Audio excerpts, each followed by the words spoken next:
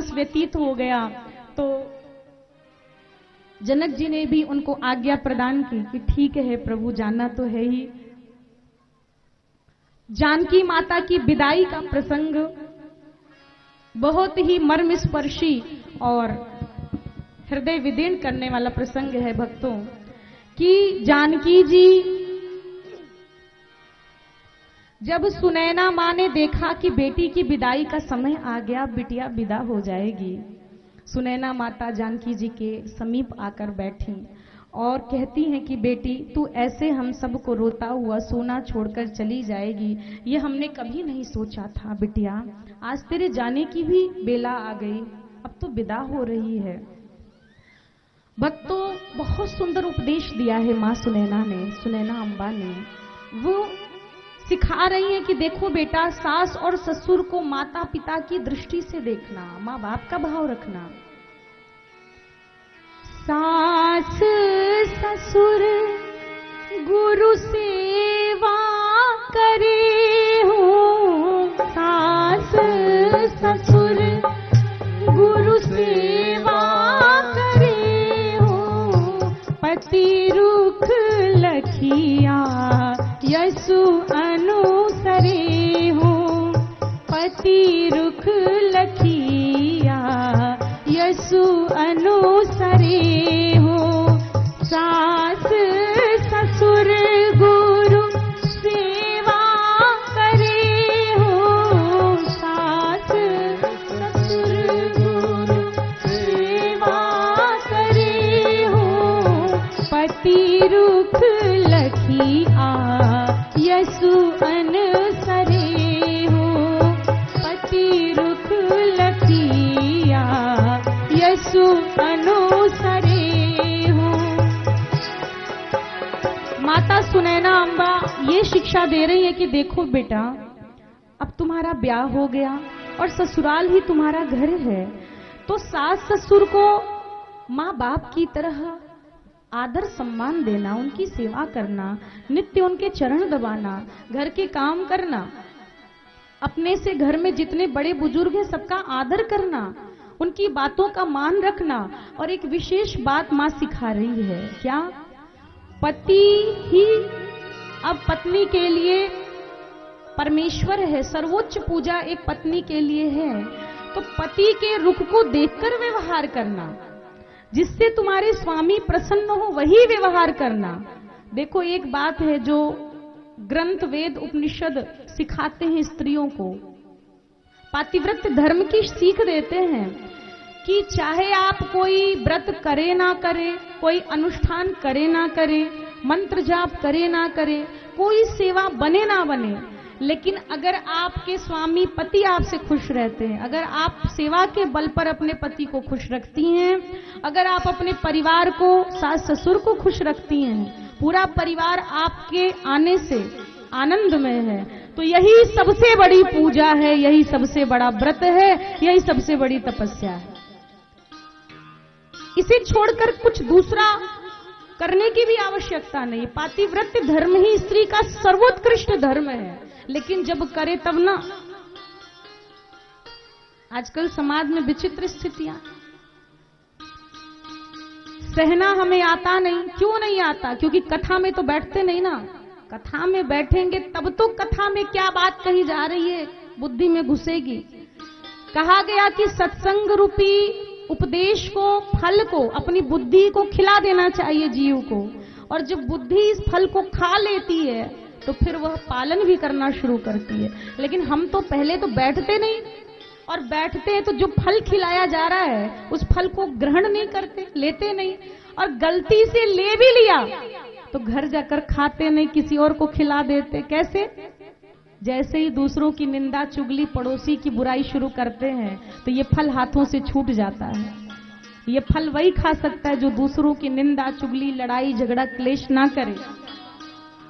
भक्तों, अब जानकी जी लगी रोने, माँ क्या मुझे आपसे दूर जाना होगा? सुनैना अम्बा ने कहा, बिटिया ये तो एक रीत है कि बेटी जब बड़ी होती है तो ब्याह होता है और फिर माँ बाप से उसे जीवन भर के लिए दूर जाना पड़ता है। पराया घर ही, ससुराल ही उसका अपना घर बन जाता है। सुनैना अंबा उपदेश कर रही है नारी धर्म का। इतने में पिंजड़े में तोता मैना जानकी जी ने पाले थे। वे तोता मैना विह्वल हो गए। सीते सीते सीते कहकर लगे रुदन करने।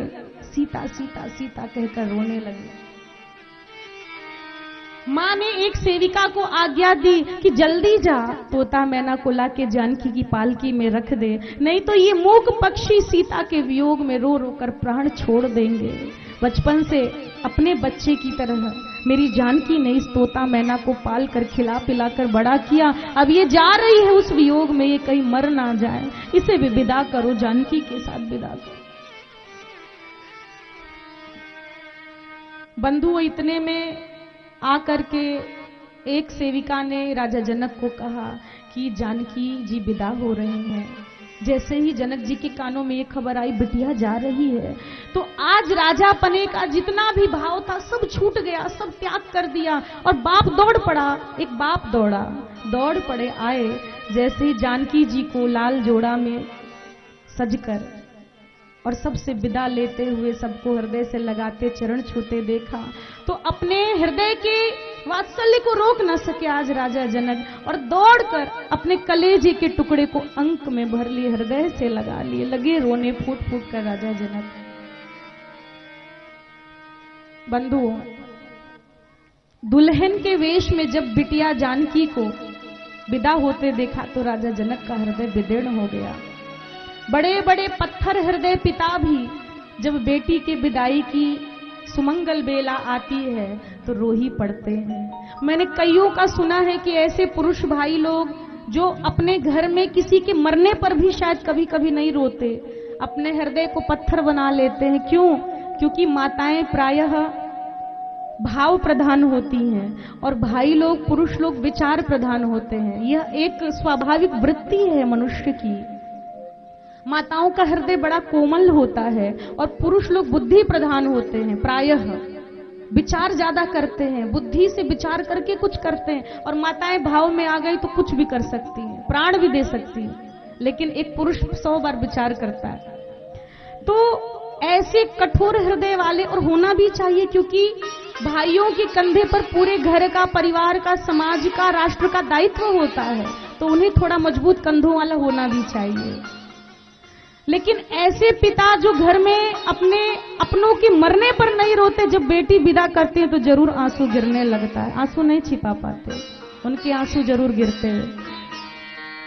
छोटी सी बिटिया जब जन्म ली थी, अपने से चल नहीं पाती थी, मुख में अन्न का एक दाना नहीं रख सकती थी, एक निवाला रोटी का तोड़ के नहीं खा सकती थी। बाबा बाबा बाबा कहकर दिन रात दौड़ के पास आती थी। आज कलेजे का टुकड़ा बिटिया को दुल्हन के वेश में जब पिता देखता है और खुद से दूर जाते देखता है तो हृदय फट जाता है। कैसे विदा करूं, कैसे विदा करूं। एक बाप, एक माँ, एक बाप जीवन भर बेटी को ढक कर मर्यादा में घर के कई दरवाजों के भीतर छिपा कर ढक कर रखते हैं, लेकिन जब ब्याह होता है तो सोचो कैसे एक अजनबी के साथ, एक पर पुरुष के साथ कितना विश्वास करके उसके साथ विदा करते हैं, कितना विश्वास करते हैं कि मेरी बिटिया को सुख मिलना चाहिए, मेरी बिटिया की आंखों में कभी आंसू नहीं आने देना चाहिए। भक्तों, जिस समय कण्व ऋषि के आश्रम से शकुंतला विदा हो रही थी, आपने यह प्रसंग सुना होगा कि कण्व ऋषि के आश्रम में विश्वामित्र और मेनका की पुत्री शकुंतला रहती थी। शकुंतला का तो कण्व ऋषि ने सिर्फ पालन किया था, पोषण किया था, लेकिन जब शकुंतला का विवाह दुष्यंत के साथ हो गया और विदाई की बेला आई तो कण्व ऋषि भूल गए कि मैं तपस्वी हूं। उन्हें सिर्फ इतना स्मरण है कि मैं एक बाप हूं, मैंने एक बिटिया को पाला है, बड़ा किया है, अब वो मुझे छोड़कर जा रही है। भक्तों, सोने आश्रम के वृक्षों से लिपट लिपट कर आज कण्व ऋषि रो रहे हैं। आश्रम के जो सोने वृक्ष हैं उससे लिपट लिपट कर लगे रोने कण्व ऋषि। कहां तक कहे, जब जीवों ने सुना, गौशाला के छोटे छोटे बछड़ों ने जब सुना कि मेरी मां जा रही है, तो सारे द्वार तोड़कर शकुंतला के चरणों से जाकर लिपट गए और लिपट लिपट कर लगे रोने। आके गोद में लेट गए, छोटे छोटे जो अभी बछड़े जन्म लिए थे, क्योंकि शकुंतला सेवा करती थी, गौ सेवा करती थी। बंधुओं, दुष्यंत के चरणों को वो बछड़े चाटने लगे, कहते मेरी माँ को मुझसे दूर मत ले जाओ, मेरी माँ को मुझसे दूर मत ले जाओ। बछड़े चाटने लगे। कहां तक कहें, जिन वृक्ष और लताओं के नीचे ये दोनों खड़े थे, वे लताएं वे वृक्ष रोने लगे, आंसू टपकने लगे। ये स्नेह का, वात्सल्य का बंधन बड़ा अटूट और गहरा भाव है। हृदय रोता है, आंसू टपकते ही हैं। बंधुओं, अब सुनैना माता बिटिया को समझाने लगी कि बेटी, तुम्हारे ऊपर अब हमारे दोनों कुलों की लाज है। बेटा सिर्फ एक कुल की लाज रखता है, लेकिन बेटी दो कुलों की रक्षा करती है, दो वंश की रक्षा करती है। अगर घर में लक्ष्मी आ गई तो स्वर्ग बनाती है, वैकुंठ बनाती है, घर में सुख शांति बनी रहती है। और अगर भाई शूर्पणखा आ गए, अगर कलह करने वाली, क्लेश करने वाली आ गई, तो अच्छा खासा घर हंसता खेलता उजड़ जाता है, नरक बन जाता है।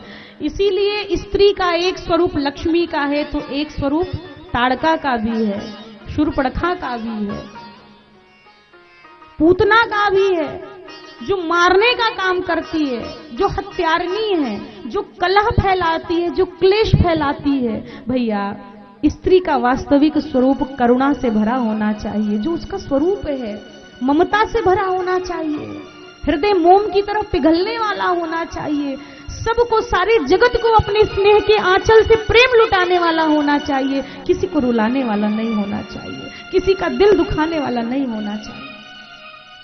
स्त्री वही है जो करुणामयी है।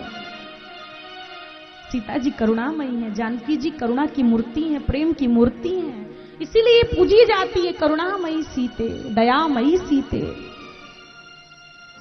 भक्तों, अब जैसे ही जानकी जी पालकी में अपने चरण रखकर आसीन हुई, बैठ गई और सखियों ने रोते रोते उनको विदा किया।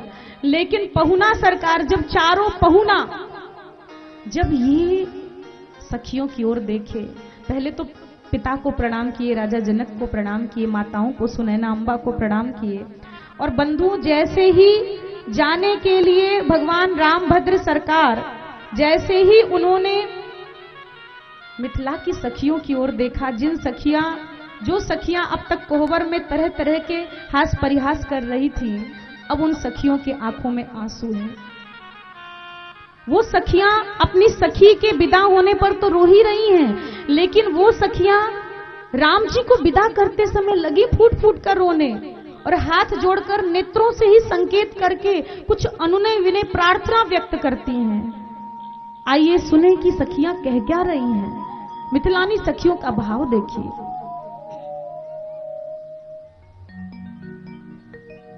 ए पहुना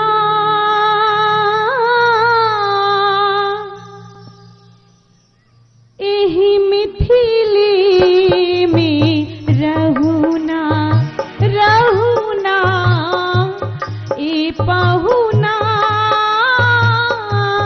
एहि मिथिले में रहुना, रहुना ए पहुना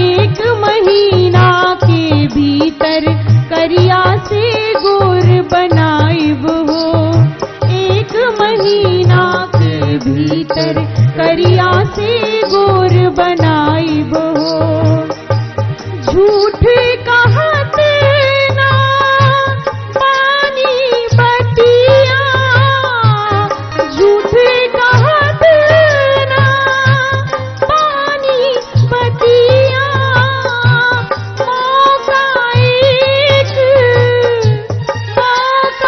एक देहु ना हे पहुना एही मिथिले में रहुना ए पहुना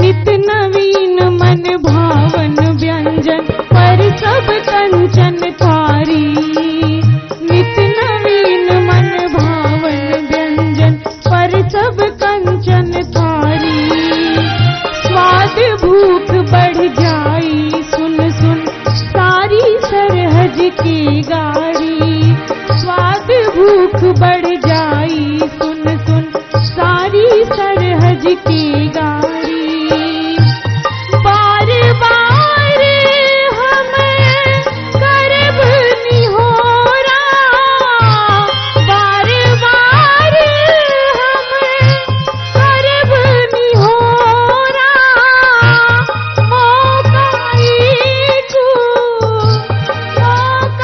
एक देहु ना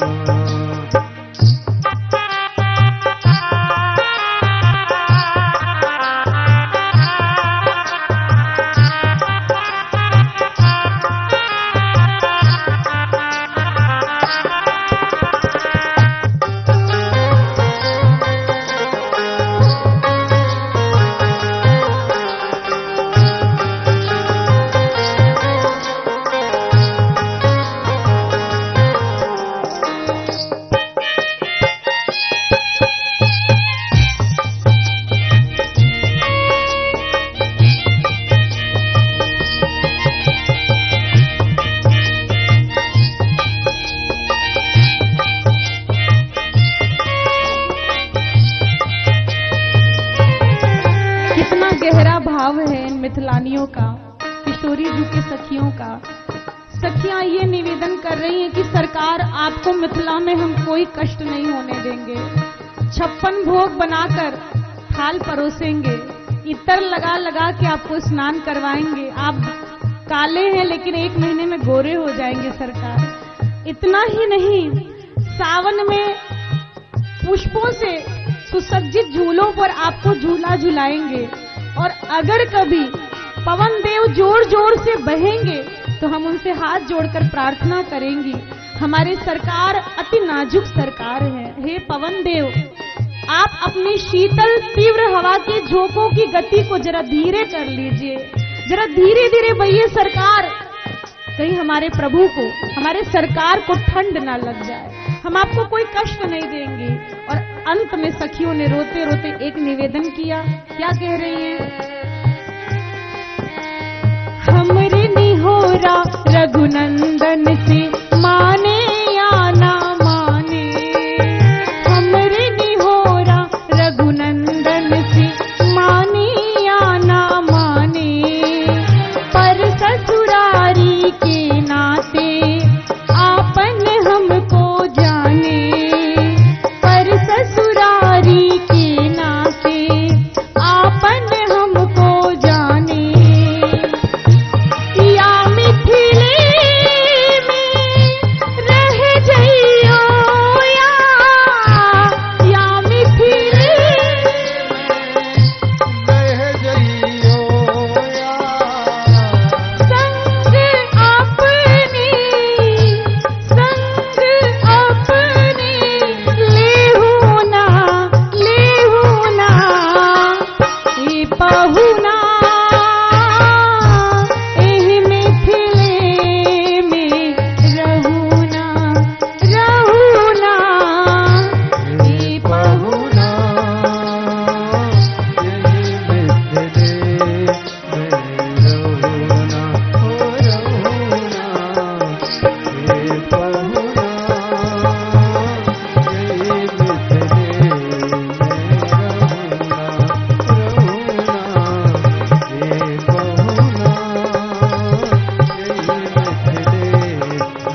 रहुना। बोलिए अवध धाम की, जय हो, मिथिला धाम की, जय हो, रामलला सरकार की, जय हो, राम राजा सरकार की, जय हो, चारों दुल्हा सरकार की, जय हो, चारों दुल्हन सरकार की, जय हो। जय जय श्री सीताराम। भक्तों, भगवान अब विदा हो रहे हैं। मिथिलानियों ने कहा कि प्रभु जाना अनिवार्य है, आवश्यक है क्या, जरूरी है जाना? और अगर आप जा ही रहे हैं प्रभु, तो अब एक ही उपाय है, या तो हमें अपने साथ अवध ले चलिए या यहीं मिथिला में रुक जाइए। दोनों में से एक कीजिए। भगवान ने सबको आश्वासन दिया, संबंध जुड़ गया है, तो अब आना जाना तो लगा रहेगा। बंधुओं, भगवान अब बारात अवध धाम लौटकर आई और राजा दशरथ तीनों रानियों से, तीनों पत्नियों से यही बात कहते हैं कि देखो देवी, मैं 4 बहू नहीं 4 बेटी लेकर आया हूं। ये माताओं के लिए भी सीखने लायक बात है कि बहू को भी आप बेटी की तरह ही खूब लाड़ प्यार दुलार देंगे तो बहू भी आपको मां की तरह सेवा करेगी। देखो, ताली एक हाथ से तो बजती नहीं, कभी दोनों हाथ से ताली बजती कभी भी। तो राजा दशरथ ये सिखा रहे हैं कि देखो, मैं 4 बहू नहीं अपितु 4 बेटी लेकर आया हूं। इन्हें पलकों पर बिठाकर रखना, इन्हें कभी कोई कष्ट नहीं होने देना। बंधुओं, नृप सब भांति सब ही सन मानी, कही मृदु बचन बुलाई रानी।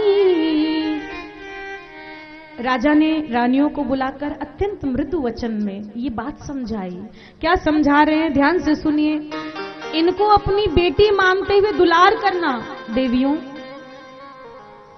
मां की ममता से इन्हें भर देना, ये जीवन का सूत्र है। याद रखिए, ये जीवन का सूत्र है। कि स्वस्थ और सुखी परिवार कैसे रहे। माताएं ध्यान से सुने,